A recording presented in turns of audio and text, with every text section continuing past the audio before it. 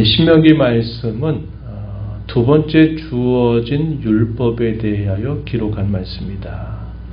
첫 번째 주셨던 말씀은 애굽에서 400여 년 살았던 이스라엘 백성들이 애굽에서 나와서 시내산에 당도하게 되었을 때 약 그곳에 1년 정도를 보내게 되는 동안에 하나님께서 그 백성들에게 주셨던 여러 말씀들을, 이것이 첫 번째 주신 언약의 말씀이다, 이렇게 볼 수 있고, 우리가 아는 바와 같이 이 시내산에서 출발한 이스라엘 자손들이 가데스바네아라고 하는 이 지역에 이르렀을 때 그들이 하나님께서 하신 약속보다도 이 정탐꾼들의 보고를 듣고서 그들이 하나님께 원망하고 불평하는 일로 인해서 40여 년 세월을 그들이 광야에서 유리방황하게 됩니다. 그런 과정에서 모든 광야에서 나왔던, 애굽에서 나왔던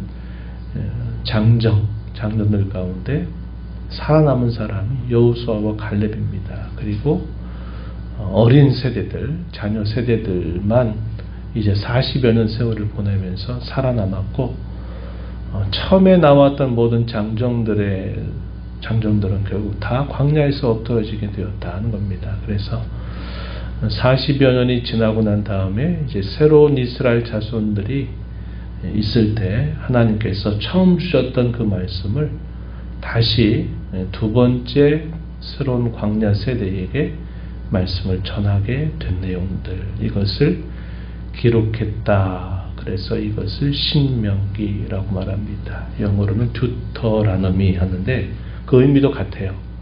다시 기록한 말씀, 다시 주신 율법, 이런 의미를 담고 있습니다. 그래서 시내산과 지금 이 말씀을 듣고 있는 이 새로운 광야 세대와는 40여 년의 세월이 흘러가고, 장소적으로는 시내산이 아니라 이제는 모압 평지, 요단강을 중심으로 해서 오른쪽에 있는 땅을 점령하고, 이제 요단강을 지나서 요단 서편에 있는 가나안 7족들이 있는 그 땅을 점령하기 직전에 하나님께서 주신 말씀들을 기록했다, 이렇게 볼 수 있습니다. 그래서 이것이 신명기고, 이 신명기의 내용은 모세가 한 3편의 설교를 주로 담고 있습니다. 이것이 1장에서부터 30장까지 쭉 소개되고 있어요. 첫 번째 설교, 두 번째 설교, 세 번째 설교. 이 설교 안에 율법의 내용들이 요약되고 있다 하는 것을 우리가 보고, 그리고 나머지 부분이 이제 결론으로서 주어지고 있다 하는 겁니다. 이 신명기를 기록하고 있는 중요한 목적은 뭘까요? 하나님께서 지난 날 애굽에서 그 백성들을 건져내셨고, 하나님이 광야를 지나는 동안에도 하나님께서 그들을 구원의 손길로 끊임없이 돌봐주셨다고 하는 것을 그들에게 가르치기 위한 목적이 있고, 그것을 통해서 그들이 하나님과 언약을 맺은 백성이다라는 사실을 자신들의 정체성으로 확인하기를 바라고, 그 언약에 대한 이스라엘 백성들의 의무로서 하나님만을 섬기고 하나님께만 헌신하게 하기 위한 목적을 가지고 있다 하겠습니다. 그래서 이러한 내용들을 우리가 전반적으로 이해를 갖고 이제 신명기 말씀을 우리가 함께 들어가면 될 것입니다. 우리가 읽은 이 말씀의 내용 중에서 특별히 6절 이하로부터 18절에 이르는 내용들은 하나님께서 자기 백성들에게 맺으셨던 그 언약의 내용을 회고하는 것으로부터 시작합니다. 그래서 그 내용들이 쭉 소개되고 있어요. 6절에 보면 이렇게 표현했죠. 우리 하나님 여호와께서 호렙산에서, 시내산에서 우리에게 말씀하여 이르시기를, 너희가 이 산에 거주한 지 오래니 방향을 돌려 행진하여 아모리 족속의 산지로 가고 하면서 쭉 어디로 가라, 금강 유브라데까지 가라, 이렇게 말씀하시고, 하나님이 그들의 조상이었던 아브라함과 이삭과 야곱에게 맹세하신 그 땅을 너희가 들어가서 차지하도록 해라 하는 말씀을 그들이 받았다고 이야기합니다. 그리고 모세는 그 많은 백성들을 이끌어가기 위해서 어떻게 하느냐, 백성의 지도자들을 세우는 일을 했음을 보여주고 있습니다. 9절 이하에 백성의 지도자들을 세우게 돼요. 어떻게 세우느냐, 천부장, 백부장, 50부장, 또 10부장의 조직들을 세워서 이들로 하여금 백성들 가운데 일어나는 여러 크고 작은 송사사건이나 불의와 의의 문제들을 공정하게 판단하고 그들을 지도하도록 할 목적으로 이러한 지도자들을 세웠다 하는 것을 말해줍니다. 그 많은 무리들을 모세가 혼자 다 이끌 수 없는 일이죠. 그래서 그때부터 장로라고 하는 제도도 생겨나게 되고, 또 장로들 뿐만 아니라 또 이렇게 백성의 지파들을 조직적으로 세워서 이들로 하여금 일사불란하게 하나님의 말씀을 따라서 그 백성들이 인도함을 받도록 한 것입니다. 이것이 이제 신약교회 보게 되면 여러 가지 은사를 따라서 직분을 하나님께서 구원받은 사람들에게 직분과 사역을 맡겨주신 일들로 구체화되게 되는 거죠. 그래서 모든 직분의 근원이 이 모세 시대로부터 모세 시대까지 거슬러 올라갈 수 있다 하는 것을 우리가 보게 됩니다. 이들의 하는 중요한 목적은 백성들을 지도하는 것인데, 그 지도의 방향이 어딜까요? 하나님께서 자기 백성들에게 주셨던 그 언약 혹은 율법에 잘 순응하며 살도록 하기 위해서 그 방향을 두고서 이러한 조직들을 세웠다 하는 겁니다. 언약의 말씀을 잘 실현하면서 살도록 하기 위해서 이러한 조직들을 세웠다 하는 것을 그들에게 이야기해 줍니다. 그리고 이제 역사적인 시점은 어디로 갔느냐, 가데스 바네아에서부터 있었던 반역 사건을 먼저 이야기합니다. 그들이 왜 이렇게 우리 앞선 선대들이 다 떠나가고 왜 우리만 이제 남았나 했을 때, 그 가장 중요한 분기점이 되는 사건이 바로 이 가데스 바네아에서 있었던 반역 사건이죠. 어떤 내용인지 우리가 잘 알고 있습니다. 하나님의 말씀을 믿고 그 말씀을 따라서 그대로 순종하고 나아갔으면 될 것을 당시 어떤 요구를 했냐면, 우리가 들어가고자 하는 가나안 땅의 여러 형편들을 좀 우리가 자세하게 보는 게 좋지 않겠느냐 하는 이런 의견을 제시하게 됩니다. 동기 자체는 어떤 의미가 있을까요? 지체하는 거죠. 지체하고 부신앙적인 그런 요소들이 그 안에 담겨 있었다는 것을 우리가 알게 됩니다. 그럼에도 불구하고 모세는 그들의 요청에 대해서 들어주게 됩니다. 그래서 그 백성의 지파들 가운데 한 사람씩, 각 지파에 한 사람씩 12명을 정탐꾼으로 보냈는데 40일 동안 정탐을 하고 돌아옵니다. 가나안 땅의 풍성한 소출들을 가지고 들어온 것은 참 좋은 일이었지만, 이제 결정적인 보고를 하게 될 때 우리가 아는 바와 같이 어떻게 보고를 했어요. 12명의 정탐꾼들 가운데서 이 여호수아와 갈렙은 하나님께서 우리에게 말씀하신 대로 우리가 능히 그들을 취할 수 있다, 우리가 가면 된다 라고 말은 하지만, 이미 10명의 지도자들이 백성들에게 남겨준 이 부정적인 보고로 인해서 이들의 말은 백성들에게 먹히지 않았습니다. 백성들은 이 10명의 정탐꾼들의 말을 듣고서 원망하고 불평하기 시작한 겁니다. 그 원망과 불평의 내용들이 오늘 우리가 읽은 이 말씀 보면은 27절에 소개되죠. 27절 이렇게 표현했습니다. 여호와께서 우리를 미워하심으로 아모리 족속의 손에 넘겨 멸하시려고 우리를 애굽 땅에서 인도하여 내셨다. 미워해서 멸하시려고 인도하셨다. 이렇게 말합니다.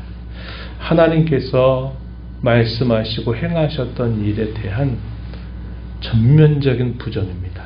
전면적인 부정이에요. 그 원망과 불평의 정도는 해서는 안 될 그 선을 넘어버린 겁니다. 하나님이 그들을 미워하셨다? 절대로 그런 일이 없죠. 멸하시려고 하신다? 그런 말씀 하신 적도 한 번도 없습니다. 그리고 그 백성들이 애굽에서 나오도록 하신 일, 시작은 어떻게 됐습니까?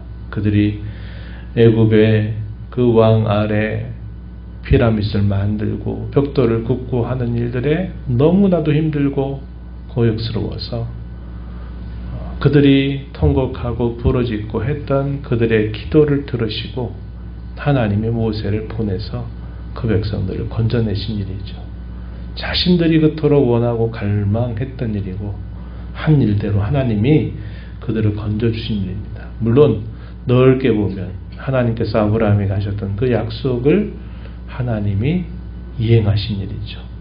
애굽에서 객이 되어서 그들이 4대 만에 다시 나오리라고 하셨던 창세기 15장에 아브라함이 약속하셨던 그 약속을 하나님이 이행하신 일이지만 역사적인 현장에서 그 일이 시작된 것은 백성들의 부르짖음과 기도였습니다. 하나님, 우리를 불쌍히 여겨주셔서 이 애굽의 이 고역으로부터 우리를 건져달라라고 요청했던 그들의 요구로 하나님이 그들에게 모세를 보내서 건져내신 것이죠. 그런데 이 가데스 바네아에서의 백성들이 원망하는 그 내용들은 그것조차도 전면 부정하는 태도를 취한 겁니다. 우리가 사람의 관계에서 그럴 때가 있잖아요. 사람 관계에서 뭔가 원망하고 불평한 말들이 있을 때 우리가 어떤 말들을 할 수 있어요. 사람 편에서도 그래, 그런 정도, 오죽하면 그런 정도로 말할 수 있겠냐, 좀 이해하고 넘어갈 선이 있습니다. 그러나 절대로 넘어서는 안 될 말들이 있어요. 그런 말들은 우리 입술에 파수꾼을 세우고 절대로 하면 안 됩니다. 아무리 가까운 사람이라도, 또 아무리 나하고 상관없는 사람이라도 우리가 넘지 말아야 할 이야기들은 절대로 해서는 안 돼요. 근데 이 이스라엘 백성들의 원망과 불평은 하나님의 마음과 그의 하신 역사에 대한 전면적인 부정입니다. 이것은 대단히 하나님 앞에 패악한 그런 태도를 취하는 일이죠. 하나님께서 어떻게 하십니까? 그들이 정탐했던 40일을 1년 단위로 환산해서 40년 동안을 그들이 광야 곳곳을 유리하고 방황하도록 하나님이 하시면서 그들의 그 불신앙에 대하여 하나님이 징계하시고 또 그런 과정에서 그들을 연단하시는 과정들을 하나님이 행하신 것입니다. 그렇게 해서 결국 자신들의 앞선 선대들이 다 떠나가고 자신들만 남았다는 사실들을 그들에게 회고하게 하는 거죠. 그래서 이러한 일로 인해 하나님이 그들을 광야로 돌리고자 하셨을 때 이들이 어떻게 합니까? 하나님이 하신 그 말씀을 듣고서는 알겠습니다. 뒤늦게 우리가 올라가겠다고 말하는 겁니다. 근데 이미 때는 지났어요.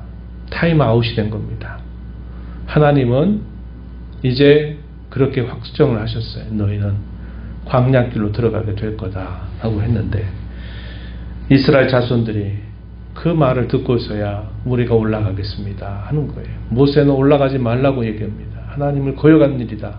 이제 올라가는 건 아무 소용없다라고 했는데 백성들이 뒤늦게 올라가겠다고 고집을 부리다가 올라가가지고 어떻게 됐습니까? 참패를 당하고 말았어요. 때에 맞는 순종은 하나님을 기쁘시게 하는 것이지만 이미 때가 다 지나가 버리고 난 다음에 순종한다고 하는 것은 그것은 하나님을 향한 거역입니다. 뒤늦은 순종은 불순종이에요. 불순종. 순종해야 될 때 순종해야 되고 이제는 하나님의 그 계획이 뜻이 바뀌고 난 상태에서 자신들에게 닥칠 더 큰 화를 두려워해가지고 하겠다고 하지만 그것은 결국 하나님에 대한 또 다른 거역이 되었다는 것을 우리가 보게 됩니다. 그래서 참패를 당하는 내용들이 마지막 부분까지 소개가 돼요. 우리가 너무나 잘 알고 있는 이야기죠. 한번 생각해 보세요.